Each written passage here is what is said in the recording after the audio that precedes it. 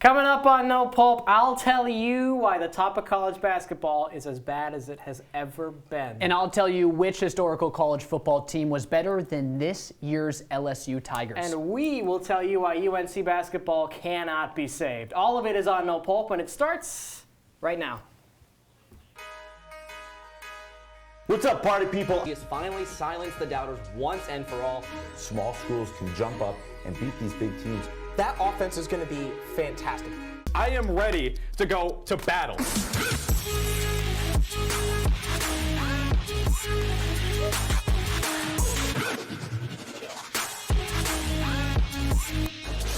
Welcome into the CitrusTV studio for the very first No Pulp of the decade. I'm Cameron Macaulay. He is not Corey Spector. No, I am not. Jaron May making the first start of his No Pulp career. What's your pregame music like? It's definitely rap. That's all I can say. I'm not a big music guy. You heard the Eminem new album? I haven't. Not right. a big music guy. This is not a music show. Tip-off is just about here on No Pulp. And as a top 4 No Pulp pairing, we will hope that we don't get upset like many college basketball teams did recently. AP Top 5 teams suffered defeat 6 times this week. I know that math doesn't sound right at first, but number 3 Duke, number 4 Auburn, and number 5 Butler all lost 2 contests this week. That is the most in a single week in more than 70 years. Jaron, are these upsets more good wins or bad losses? These are great wins because there's not a lack of talent in college basketball right now. It's just that the league is as deep as it has ever been. If you are able to hold these top teams to horrible shooting and be able to shoot great against them, that doesn't mean that you are a bad team. It just means you got to give the victors some credit. Well, you can create parity by having a lot of good teams at the bottom. You can also create parity by having a lot of bad teams at the top, and that is the theme this week. You look at the numbers from these losses, okay? The losing team shot 37% from the field, 27% from 3, and gave up 47% and 40% respectively. They also had a negative 16 rebound margin, and this is the kicker, minus 28 in the assist margins. That's not good basketball no matter how you put it. And you look at all the upsets this week, you look at top 10 upsets, feels like every other week a number 1 team falls. This is not good. The top of college basketball is bad, and that's why it's so wide open. That's why we have so much parity, not because there's depth. Rutgers is ranked. There's a lot of great teams, and it's Rutgers is ranked. It's really excited. The top, it's really exciting. It's exciting, but that's because there is no one that has risen above the pack. Well, at least one team that we know is not going to get upset this year because, well, they're just not good is North Carolina. You have to be ranked to be upset. The Tar Heels are 8-9, which is their worst start in the 21st century. Roy Williams has even said to the press that he would fire himself if he was the athletic director. The season went downhill after starting 5-0 due to the injury of freshman guard Cole Anthony. So, Cam, the question I pose to you is, if Cole Anthony comes back, can he save this team? Let's talk about some important numbers in modern basketball. You got to be able to shoot the 3, and you got to be able to defend the 3 if you want to win in college basketball. UNC is awful at both of those things, and that is something that Cole Anthony cannot quite help with. Listen, last 5 games, not good. This team lost to Wofford. Yeah, not good. Not a good loss. That's an upset, team. but that is not the upset you want. And listen, Cole Anthony, very good. He cannot save this team. No one can save this team. Michael Jordan could not save this North Carolina team. So for my advice for him, just sit out. You're going to be fine. You already did enough in your college career. Your draft stock's going to be fine. Don't risk injury. This team is an NIT. Maybe you sneak them into the tournament, but there's not much else happening. Now, I completely agree with you. Can he save this team? Yes. Will he save this team? No. Should he save this team? Emphatically no, because the thing is, his draft stock is still where it is. He's going to be a top 5 pick. He really should not come back and really risk injury. And the thing is, by the time he comes back, they're going to have way too many losses on their resume where they're just not going to be an NCAA tournament team. So if he comes back, why even? Because you're still going to be a top 5 pick. Go to the NBA. Yeah, that don't arthroscopic knee procedure. Don't mess with Not your worth knees, it. kids. Not Listen, worth college football, the dust is still settling on the 2020 title game where LSU defeated Clemson 42-25 to complete a 15-0 season in historically dominant fashion. Now people are saying that these Tigers are the GOAT, spelled G-E-A-U-X-T, by the way, and that got us thinking, who's the best college football team ever? I have Nebraska in 1995, all right? And let me hold on. You got Let your me prepared. get these. You've Let come me prepared. get these numbers correct. All right. So they were 12-0. They won the national championship over an undefeated Florida team by 38 points. Okay. So that's number one. Number two, they defeated 4 ranked teams in the top 10. All right. They averaged 53 points per game while only allowing 14. So that difference, they won each game on an average of 39 points. And they only trailed for 1 quarter the entire year. 1 quarter the entire year. Imagine that. You only were trailing in a game for 1 quarter Now, the entire season. as a Colorado fan, it is my job to ensure that Come Nebraska on. gets no love. Here's the thing. That's impressive. LSU's margin this year, average win was 48-22. That's only a 12-point margin below what Nebraska had in 95. Nebraska played number 2 Florida, number 5 Colorado, Sco Buffs, number 7 Kansas State, and number 9 Kansas.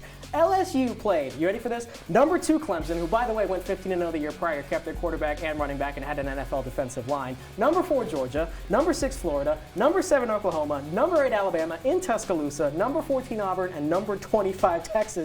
And if you want to do some high school algebra, Clemson also beat number 3 Ohio State and Auburn beat number 5 Oregon. By the transitive property, LSU beat the entire top 8 of college football. That's stuff that is unheard of. And quality of wins, when you consider that their scoring margin is also ridiculous, yeah, go Tigers. These are the best team ever. Yeah, their scoring margin is about, I think if I do my math correct, it's 12 points in favor of Nebraska. But we'll move on. Hold on. You want to talk about scoring margin? Scoring margin. Nebraska doesn't even lead that. 1902 Michigan. Combined scoring margin of 644 and 12. Okay, so LSU doesn't either. Great. So one thing we can agree on, at least, LSU had one of the best college football quarterbacks of all time in history with Joe Burrow. But let's move on to some other college QBs. 2 big names in the transfer portal chose destinations recently. Former Florida quarterback Felipe Franks announced he is going to Arkansas, while Houston QB Derek King is moving to the Sunshine State for Miami. Cam, do these transfers really move the dial for either of these teams and interest you? Not really, because these aren't quarterbacks that can really carry their team, and nor are these programs that can carry their quarterback. Now, these numbers from both King and Franks are a little misleading because neither of them had great 2018s, but still, playing in an air raid offense and averaging 52% completion percentage and just 165 passing yards per game is not what you want, even if King is a dual threat quarterback. Now, 2 years ago, he had a little under 3,000 yards, 36 touchdowns, 6 interceptions, which is good. Which version are you going to get, though? Because you have to get that prior version from Miami to do anything. That is not a roster that is really going to be able to at all challenge in the ACC. So you better hope you get a locked-in Derek King, because that's the only shot you got. Now, the thing with, at least personally with me, is I don't think you get that great Derek King, because the thing is, Miami has had a lot of QB transfers or just QBs committing to them, and they really haven't panned out. Now, the thing that I really like about these 2 transfers is Franks, because he could turn this Arkansas squad around. He has the talent, a new coach in Sam Pittman, and they only went 2-10. So if Franks can bring them either at least close to 500 or above 500, that is a successful transfer for Arkansas. Yeah, I guess. Weird to think about with Arkansas going from 2 to 5 wins. I mean, you gotta hope at least a little bit you can have some type of move up with the new transfer quarterback. We'll get to that later in the show. Elsewhere in the ACC, someone the conference really hoped they wouldn't have to face is back at this Clemson running back Travis Etienne this week. Surprisingly announced his decision to skip the 2020 NFL draft and play out his senior year at Clemson. The Tigers were already an early title favorite, but was this the right move for Etienne? I like it, because the thing is, he would have been the 3rd running back off the board in this year's NFL draft. And now he's going into a much weaker running back class in 2021. And with that, he's going to be the first one. That means that he makes more money, and age is just a number. I know that you might say, all right, he's going to lose a year of being in the NFL, but Bo Jackson was drafted when he's 23, and he's still one of the greatest running backs to ever do it. Okay, and then he got hurt. Doesn't matter. Listen, the problem with Etienne, okay, notwithstanding injury concerns, because going back to college for another year when you've already accomplished everything you can and you're going to go to NFL and get the bag, you're risking injury. We saw what happened to someone like Tua Tagovailoa. We don't want that happening to Travis Etienne. More so, he will be 22 when he's drafted, and he will be 23 when he is a rookie. Running backs are dead when they're 29 as far as the NFL cares, so he's going to get to his second contract at 28. Who is going to pay him? We have seen Le'Veon Bell, Ezekiel Elliott, Todd Gurley, all these guys struggling to get second contracts, which are far more lucrative than rookie deals. And if ETN really wants that second bag, I'm sorry, he should have stayed. He should have gone in the NFL draft. At least he's going to be a national champion next year. Okay, and two-time national champion. He'll get his degree. He'll get his degree. You can always get it after the fact. He'll get his Listen, degree. after the break on No Pulp, the end of the CFB season means the coaching carousel kicks into full gear. Jaron and I will give our worst misses and most fire hires of the offseason. So don't change that channel. No Pulp after the break.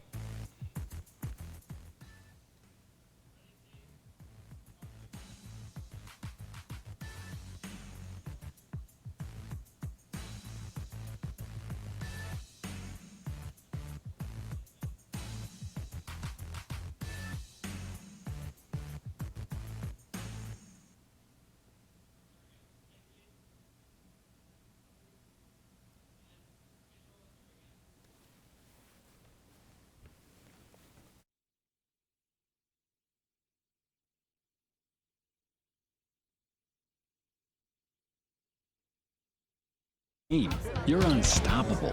Nothing can throw you off track. Wait, is that your car? Uh-oh. Yeah, I saw that coming. That will throw you off track.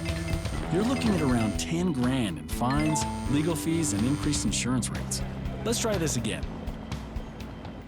Smart move. Because buzz driving is drunk driving. Here's your check.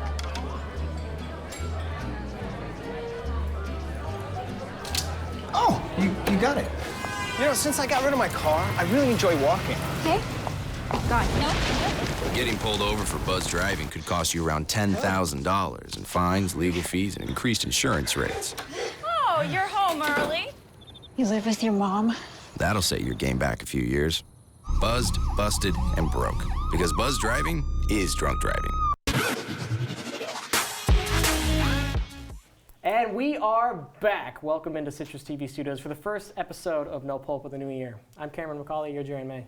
Oh yeah, it is a lot to talk about in college football. The coaching carousel is on right now. Over the past couple weeks, universities have been hiring their future head coaches. So Cam, why don't we give our opinions on the best hires and the worst hires, and I'll be polite. You can go first. Oh, thank you. I assume we're starting with the best, yeah? Yes, Let's start best. with my favorite hire. Mike Norvell at Florida State, formerly of Memphis. Listen, he is not a sexy hire, but that is not what FSU needs, okay? Fans are upset. They got linked to Bob Stoops. Bob Stoops was never coming to FSU, but Mike Norvell has run one of the best programs in the country at Memphis. He got them to the Cotton Bowl this year. They've been better almost every year, and it's an elite program. Despite losing coaching talent seemingly every year, this is the guy. You could tell from his introductory press conference, this is the guy to get FSU back where they belong. Now, I think the most talented coach out there on the carousel this past year was Mike Leach, and now he's at Mississippi State. I think that was an absolute great hire. He is an experienced guy, 18 years as a head coach, 229 and 139 overall. I know those are really big numbers, but he has 6 bowl appearances in the last 7 seasons, and he's known for his air raid offensive system. So when he puts that with his young and talented quarterback in Garrett Schrader, that's going to be a dangerous threat on offense, and I really like the hire with Mike Leach. How about your second one? It's impressive. Mike Leach might not be the most fun coach in Mississippi because of my second favorite hire of the offseason. Have you seen his Twitter? Have you seen Lane Kiffin's Twitter? Mike Leach is hilarious. Yeah, but Lane Kiffin is also hilarious. Here's right. the thing, though. Detach old Lane Kiffin from new Lane Kiffin when you take a look at this hire, okay? This is not the guy who flopped at Tennessee and USC. This is the guy who engineered a really good offense at Alabama and then took over a lifeless FAU program and led them to 2 conference titles in 3 years, and they probably would have won a third if he had stuck around. He's an elite recruiter. He is a big name. He is a fun guy. He's going to put Ole Miss back on the map, and that is something they have needed. We saw how that kind of personality with Hugh Freeze can lead to success in Mississippi, and I think that's exactly what Lane Kiffin is going to do here as the boy wonder reinvented, ready to become an elite head coach. Both of those in the SEC is going to be fun. Now, my second best hire is Greg Schiano of Rutgers, because he coached at Rutgers earlier, and now Rutgers since then has just been in the toilet. They've been right Rutgers. Now. They've been their own class. They've been of bad. horrible. And all Schiano has to do for this to be quote unquote a good hire is bring them up from being 2-10. All he has to do is make them a 500 squad, and that's what he did when he was with Rutgers from 01 to 11. So if he's able to do that again, that's considered a good hire. Plus, he's a great recruiter and an experienced guy that really elevates the level of this program. Let's talking about the best hires. Let's talk about the worst hires. And there's a name that's on my mind that I think is also on your mind. Steve Addazio at Colorado State. Listen, philosophy and vision when you're hiring a coach is important. So let's go hire the guy who went 44-44 at Boston College. The guy who, does he have any potential? And he is what we think he is. And he's 60 that's years old. A pretty average head coach. You're not going to go hire a coordinator at LSU or Clemson. You know what you're getting with this dude. What you're getting doesn't impress you at all. Why are you making this hire? But I'm happy to see it because it means Colorado State will be easy for Colorado to roll over the next couple of years in the Rocky Mountain Showdown. Now the thing is, in bowl games when he is at Boston College, he lost 3 out of his 4. So he goes 500 in regular season, and then he just can't even perform in the postseason.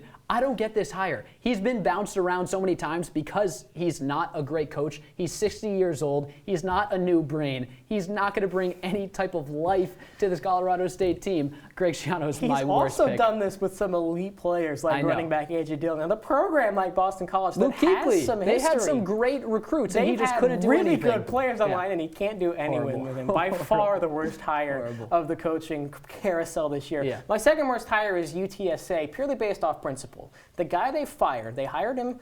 He had no head coaching experience at the college level, no offensive coordinator experience at the offensive level. But the new guy they hired, Jeff Traylor, I have to look down at my notes because no one knows who he is, also has no head coaching experience at the college level and no offensive coordinator experience at the college level. His last gig was as an offensive assistant at Arkansas, which really strikes confidence into you. The other thing is just listen to this guy's introductory press conference. It matters when we have the ball that you're kind of quiet. And it matters when they have the ball. We want to be blasting them out of here right now. We don't want to be able to communicate. We need that to help win the ball game. Does anything scream Texas high school football coach more than y'all got to quiet down when we got the ball, and when we're on defense, y'all got to be loud? It's like C-list Ed Orgeron. That's a great pick. I got another good one for worse, and I have to look down. Oh, yeah. It's Sam Pittman, who went to Arkansas. And we talked about with his new QB, with Frank coming there. But Sam Pittman hasn't been a coordinator or a head coach at the college level. He's only done JUCO. So you're trusting him to take your program and elevate it, even though he's never had a coordinator or head coaching job. And if that's not even enough, just roll the tape. Listen to this. Yes, sir. Yes, sir. Yes, sir. I mean, come on. I think the addition of the Bulldog makes that video. Can we focus on football a little more than saying yes, sir, was this in guy's videos? job at Georgia just to stand on the sideline and I go, guess. yes, sir? He just focused on his videos more than the actual football. But coming up on No Pulp, our women's basketball expert Chris Sachi will be in studio talking some hoops and giving us his 2 cents. Don't go anywhere. We'll be back in just 90 seconds.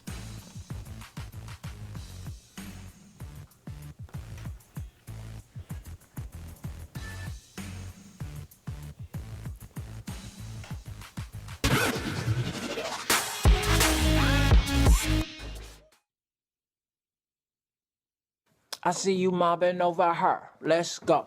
Let's mob. Let's crawl. Let's crawl. Let's crawl. Hey, yo, we mobbing. Come on, girl. Let's crawl. Hey, yo, let's crawl. Hey, yo, let's crawl. Hey, let's crawl. Hey, yo, let's crawl. They said a bottle was just a bottle.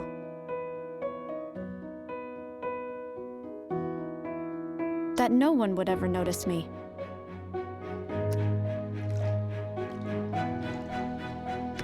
But I knew I could be more.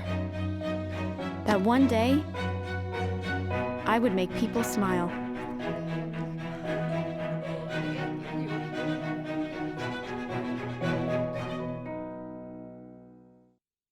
Every time I hear the alarm bell go off in school, I think it's an air raid. A lot of houses in our neighborhood have been destroyed. I like to close my ears and sing songs whenever the bombs come close. I'm worried our new neighbors won't like us. But I know it's all gonna be worth it.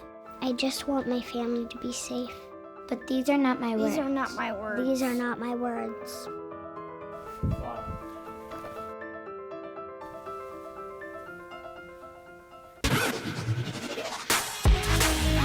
Welcome back to the Citrus TV studio, lounging here on No Pulp alongside Jaron May. And we're happy to welcome Citrus TV women's basketball beat reporter Chris Sachi onto the set to talk some of the spiciness going on in women's college hoops right now. And where do we start? With Stanford and Oregon. The Ducks making a statement defeating Stanford, and Sabrina Ionescu putting up an absurd stat line, 37, 11, and 7. How much of a statement is this from Oregon? The Sabrina Ionescu effect is officially something I'm going to put into our vernacular here. With 8 minutes remaining in the third quarter, towards the end of the game, she outscored Stanford on her own, 22-18. She also out-rebounded them and had no turnovers to Stanford's 10. Look, this Ducks team, they outscored their opponents 192-110 over the weekend. A 32-point victory over Stanford, 50-point win over unranked Cal. They move up to number 4, and after losing the Final Four last season, Ionescu and company are back working that much harder to come back, try to win it again this season. All right, well, another big storyline in college women's hoops right now is the difference between Baylor and South Carolina. South Carolina, that is it. One's at the top of the AP poll, one's at the top of the coaches poll. Who do you think is the best team in the country? You know what? This is always a great debate. I mean, Gamecocks, like you said, number 1 in the AP poll, number 2 in the coaches poll, and Baylor vice versa. They played head-to-head on November 30th. South Carolina won that game by 15 points, but that was almost 2 months ago now. If I'm going with my most recent data here, South Carolina today beat number 9 Mississippi State by only 2 points, 81-79. They allowed Mississippi State to shoot 49% from the floor.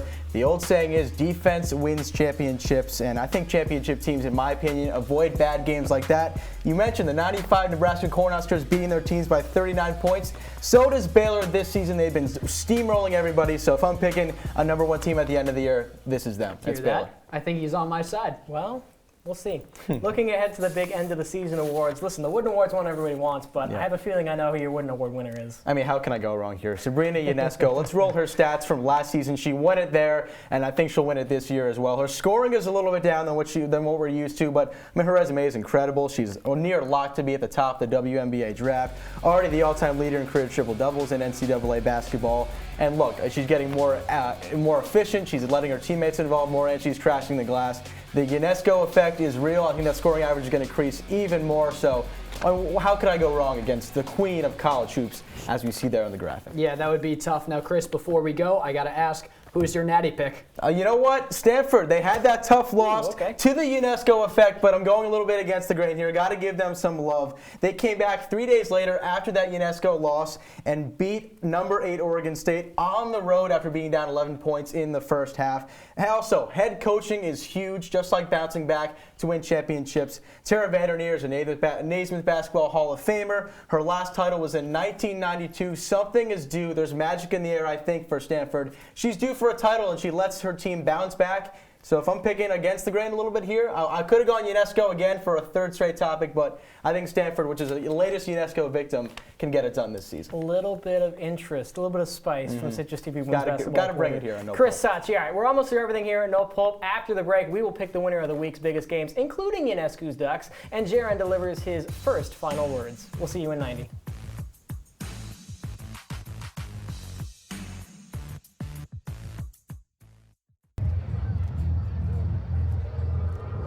Looking for these? You drive buzzed. It could be one very expensive ride. First, you gotta make bail. Then pay me to get your car back. Your insurance premiums will go through the roof. And my legal fees just keep adding up. All told, it could end up costing you $10,000. Buzzed, busted, and broke. Because buzz driving is drunk driving.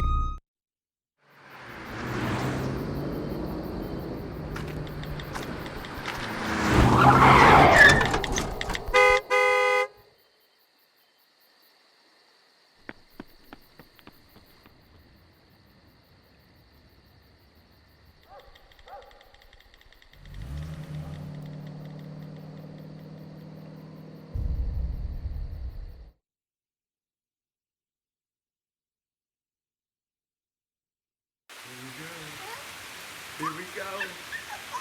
We're gonna go out there in the rain. Gonna get wet. All right, here we go.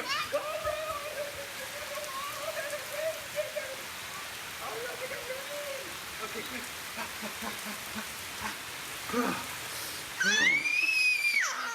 Oh yeah, yes. So much fun. Mwah. We're getting so wet.